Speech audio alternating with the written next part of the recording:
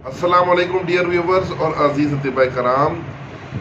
मिर्गी के लिए हकीम सफदर हुसैन फ्राम गुजरात, एक बुज़ुर्ग तबीब, उनका एक बहुत ही आला नुस्खा, बहुत मुख्तसर और आसान सा नुस्खा है। जौ का आटा 10 तोला लेना है और कछुए का खून 3.5 तोला लेके उसमें डालना है और उसको गूंदना है।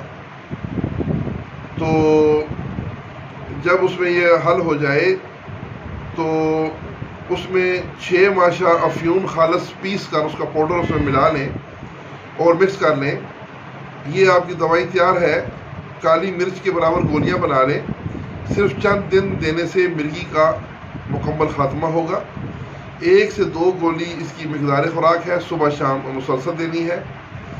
तो कछुए का खून निकालने के लिए ये है कि गर्मियों में तो उसका खून सफा करने से बआसानी निकल आता है, लेकिन अगर सर्दियों में कहीं इसका खून निकालना पड़े तो इसके ऊपर जो इसकी खोपड़ी की जो हड्डी होती है, जो इसकी पुष्ट की हड्डी होती है, वो ऊपर से उतारेंगे तो तब उसके नीचे जमा हुआ खून आपको मिलेगा। तो वो आपने इसके अंदर डाल लेना है। ये है इसका तरीका।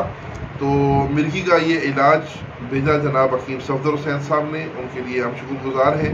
इसके साथ ही इजाज़त, वस्सलाम।